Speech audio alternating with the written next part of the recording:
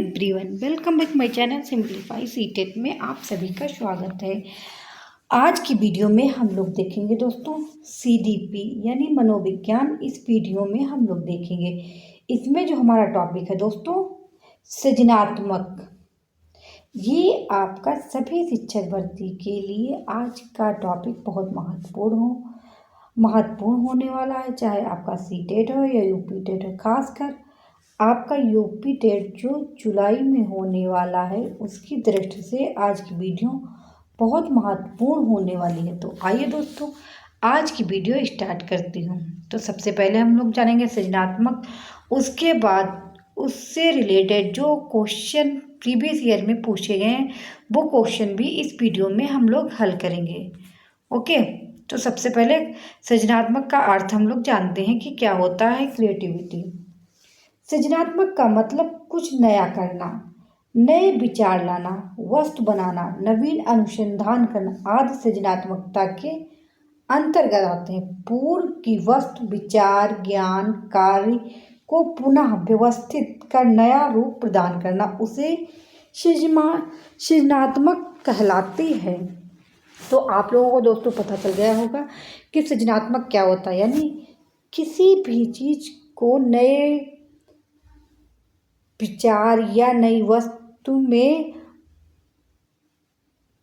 नवीनीकरण करना यानी पुनः व्यवस्थित करना, उसे क्या कहते हैं, सृजनात्मक कहते हैं। तो सृजनात्मक का जो अर्थ होता है दोस्तों, सृजनात्मक माने यानी मौलिक प्लस उपयोगिता, और इसका जो अर्थ होता है नव निर्माण करने की योग्यता, यानी मौलिक प्लस योग्यता को नव निर्माण करने की योग्यता। ओके, तो आप लोगों को पता चल गया कि सृजनात्मक का अर्थ क्या होता है। अब कुछ इसकी प्रमुख परिभाषाएं हैं जो बार बार एग्जाम में रिपीट होती हैं। जैसे क्रो एंड क्रो के अनुसार सृजनात्मक मौलिक परिणाम को व्यक्त करने की मानसिक प्रक्रिया है। ये यूपी टेट में खासकर पूछी जाती हैं परिभाषाएं। जेम्स ड्रेवर के अनुसार सृजनात्मक मुख्यतः नवीन रचना का उत्पाद में होती है, यानी नवीन रचना उत्पाद में होती है। कोल और ब्रूच के अनुसार सृजनात्मकता एक मौलिक उत्पादन के रूप में मानव मन को ग्रहण करके अभिव्यक्त करने और गुणांकन करने की योग्यता एवं प्रक्रिया है। जैसा कि मैंने अभी बताया है आप लोगों को ऊपर कि सृजनात्मक का मतलब होता है मौलिक प्लस उपयोगिता, उसका जो अर्थ होता है नवीन ज्ञान का नवनिर्माण करना। ओके, ये कुछ परिभाषाएं हैं जो बहुत महत्वपूर्ण हैं। अब इसकी कुछ विशेषताएं देखें जो बार बार पेपर में रिपीट होती हैं। जैसे सृजनात्मकता की प्रमुख विशेषताएं, अधिक कल्पनाशील यानी दिवास्वप्न होते हैं जो सृजनात्मक लोग होते हैं, अधिक दृढ़ निश्चयी होते हैं, आत्मा विरोधी होते हैं, संवेदनशील होते हैं, परंपरावादी होते हैं। कौन, जो संरचनावादी होते हैं यानी सृजनात्मकता वाले, बहुमुखी प्रतिभा के धनी होते हैं, साहसी होते हैं, जोखिम उठाना, सदैव अग्रशील रहना यानी किसी भी चीज को करने में तत्पर रहते हैं चाहे कितने भी कठिन कार्य हो। कठिन कार्यों को करना, अन्यों के प्रति जागरूक रहना यानी कोई दूसरे को अगर हेल्प चाहिए किसी भी व्यक्ति को तो उसको हेल्प देने के लिए तत्पर रहना, उसी को सृजनात्मकता कहते हैं। सृजनशील बालक जरूरी नहीं कि प्रतिभाशाली हो, प्रतिभाशाली बालक हो सकता है सृजनशील, लेकिन सभी कुछ बालक जो होते हैं वो सृजनशील बालक प्रतिभाशाली भी होते हैं। ओके, आगे देखिए आप लोग सृजनात्मकता की प्रकृति कैसी होती है, ये आप लोगों को जानना बहुत जरूरी है। जो इसकी प्रकृति होती है अर्जित हुआ जन्मजात होती है, बुद्धि का सामान्य स्तर होना आवश्यक है। सृजनात्मक चिंतन को अपसारी चिंतन कहते हैं। ये क्वेश्चन बहुत बार पूछा गया है कि जो सृजनात्मक चिंतन वो अपसारी होता है कि अभिसारी होता है। तो जो सृजनात्मक चिंतन होता है वो अपसारी होता है। अब अभिसारी चिंतन देखिए क्या होता है, यानी कन्वर्जेंट थिंकिंग के कौन सी होती है और डाइवर्जेंट थिंकिंग कौन सी होती है दोस्तों। केवल एक ही बिंदु पर केंद्रित होकर चिंतन करना अपसारी चिंतन कहलाता है।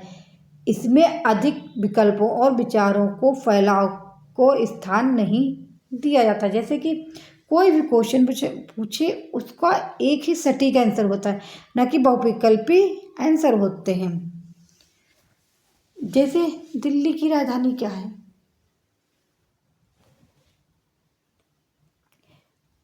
उत्तर प्रदेश की राजधानी क्या है, या फिर और अगर जैसे अब सारे चिंतन में क्या होता है दोस्तों, उसमें कि दिल्ली की कौन कौन सी जगहें हैं जो फेमस हैं घूमने के लिए, तो उसमें बहुत सारी चीज़ें आ जाती हैं, तो उसे अपसारी चिंतन बोलते हैं।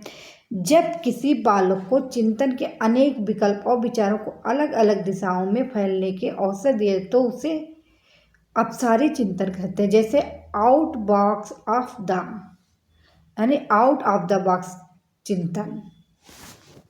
ओके,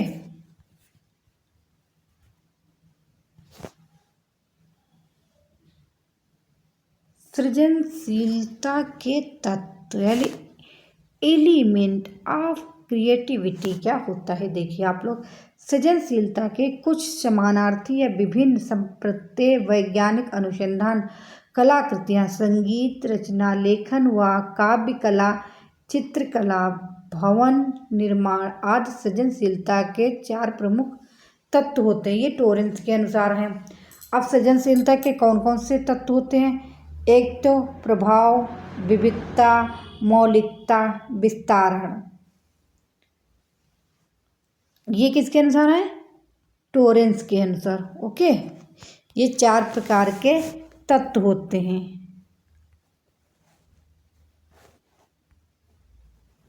अब देखिए, जैसे मैंने बताया था प्रवाह यानी धारा प्रवाह क्या होता है। कई सारे प्रश्न पूछे जाने पर लगातार कम समय में शीघ्रता से सभी के उत्तर देना, तो उसे क्या कहते हैं? धारा प्रवाह कहते हैं। विविध, मौलिकता, नवीनता क्या होता है? दूसरों से अलग कुछ नया कार्य करना, उससे विविधता कहते हैं, यानी कुछ हटके अलग करना।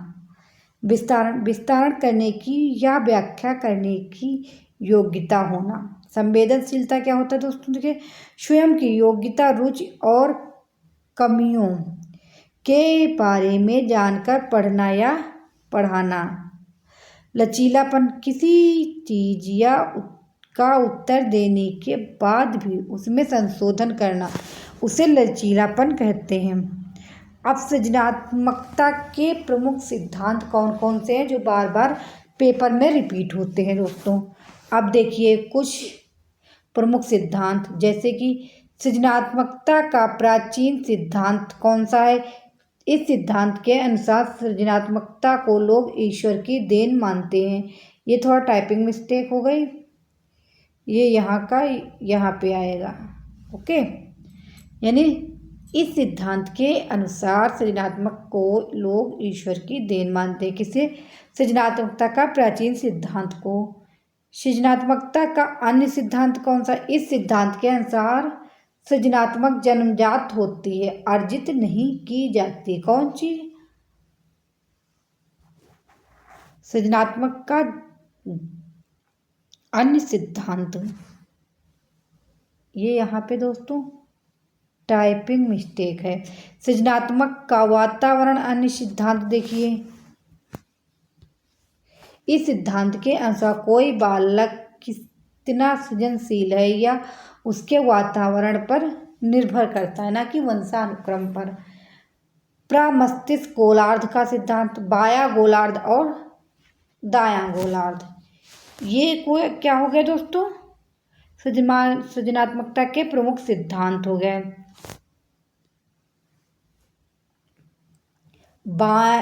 अगर बायां गोलार्ध अधिक विकसित है तो बच्चा तार्किक होगा, यदि दायां गोलार्ध अधिक विकसित तो बच्चा सृजनशील होगा।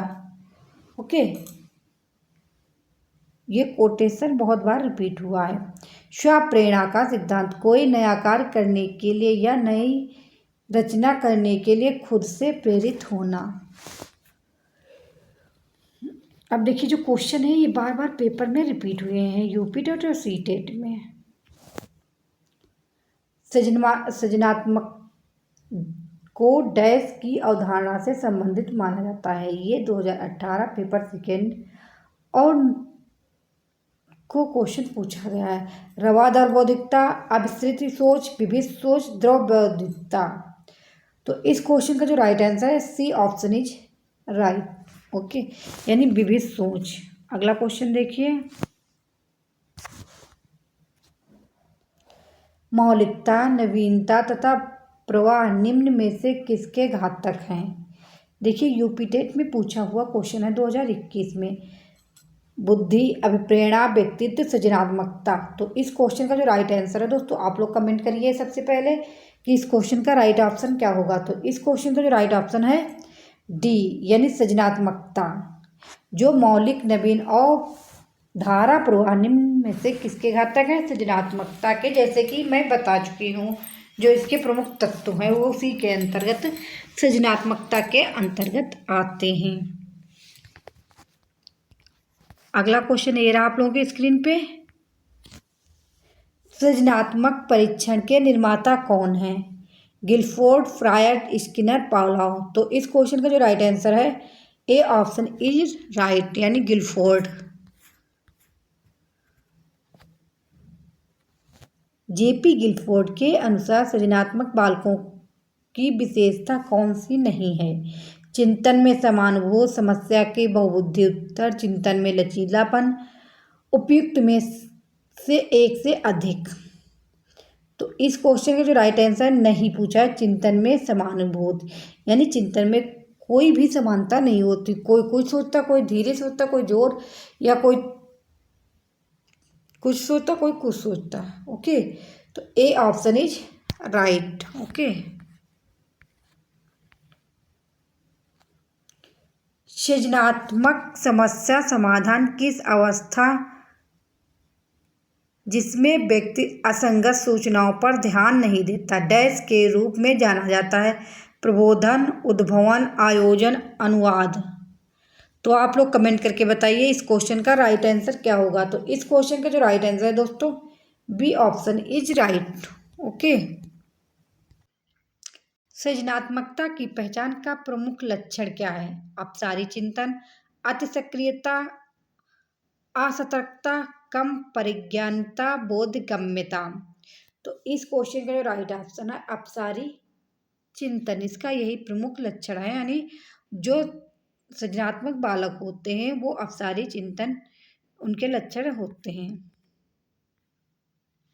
ये आज की सीरीज का लास्ट क्वेश्चन है। डैश सृजनात्मक समस्या समाधान का एक चरण है जिसमें एक व्यक्ति समस्या पर ध्यान नहीं देता है। अनुवाद पर, प्रदीपन पर, उद्भवन पर, तैयारी पर। अब आप लोग कमेंट करके दोस्तों बताइए कि वो किस पे ध्यान नहीं देता है।